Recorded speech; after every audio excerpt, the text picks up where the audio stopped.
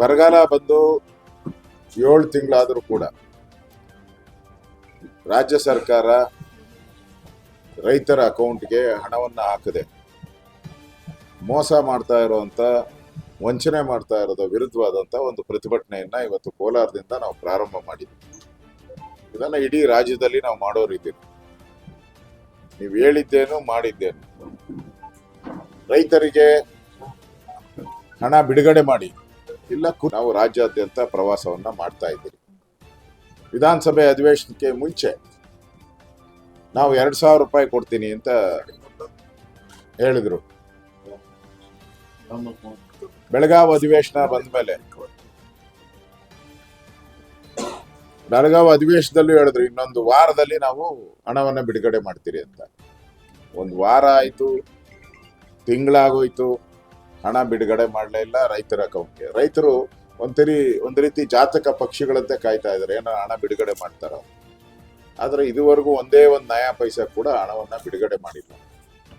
ಇಡೀ ರಾಜ್ಯದಲ್ಲಿ ಕುಡಿಯೋ ನೀರಿನ ಹಾಹಾಕಾರ ಇದೆ, ಮೇವಿಗೆ ಸಮಸ್ಯೆ ಆಗ್ತಾ ಇದೆ.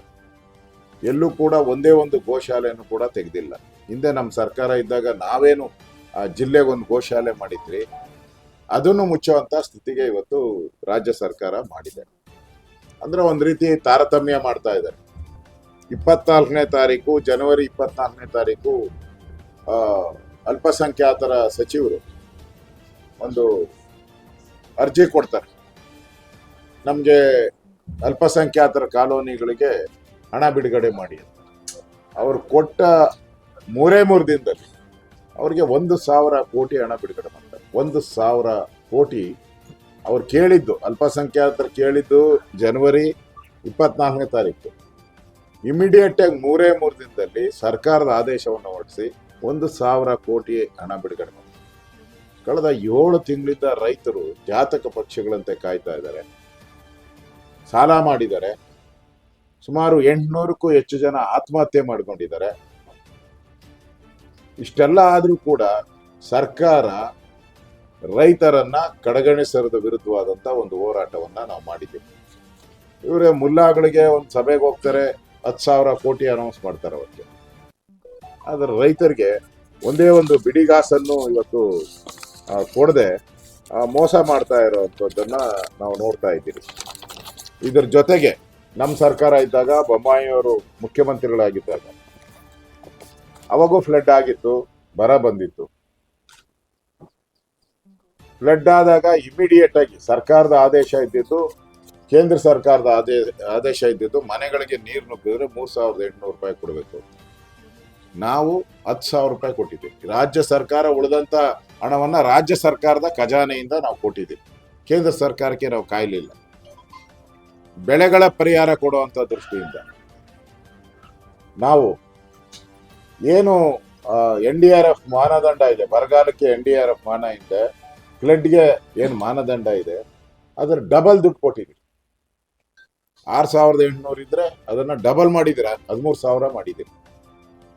ಉಳಿದಂತ ಬೆಳೆಗಳೇನಿದೆ, ಮಳೆ ಆಧಾರಿತ ಬಿಟ್ಟು ಬೇರೆ ಬೆಳೆಗಳೇ ಏನಿದೆ, ತೋಟಗಾರಿಕೆ ಬೆಳೆಗಳು, ಅದಕ್ಕೆ 10,000 ಆಡ್ ಮಾಡಿ ನಾವು ಕೊಟ್ಟಿದ್ದೀವಿ.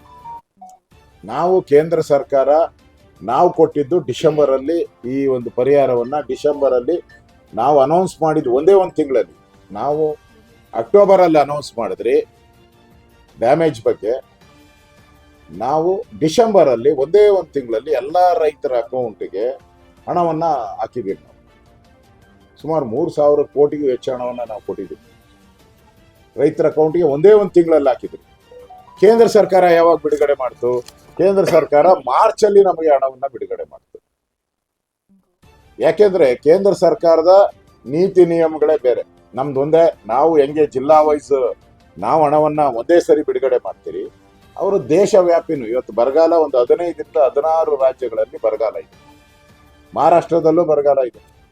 ಮಹಾರಾಷ್ಟ್ರ ಸರ್ಕಾರ ಈಗಾಗಲೇ ಹಣ ಬಿಡುಗಡೆ ಮಾಡಿದ್ದಾರೆ. ಕೇಂದ್ರ ಸರ್ಕಾರ ಕೇಂದ್ರ ಸರ್ಕಾರದ ಪ್ರೊಸೀಜರ್ ಏನಿದೆ ಅದ್ರ ಪ್ರಕಾರ ಅವ್ರು ಮಾಡಿದ್ದಾರೆ.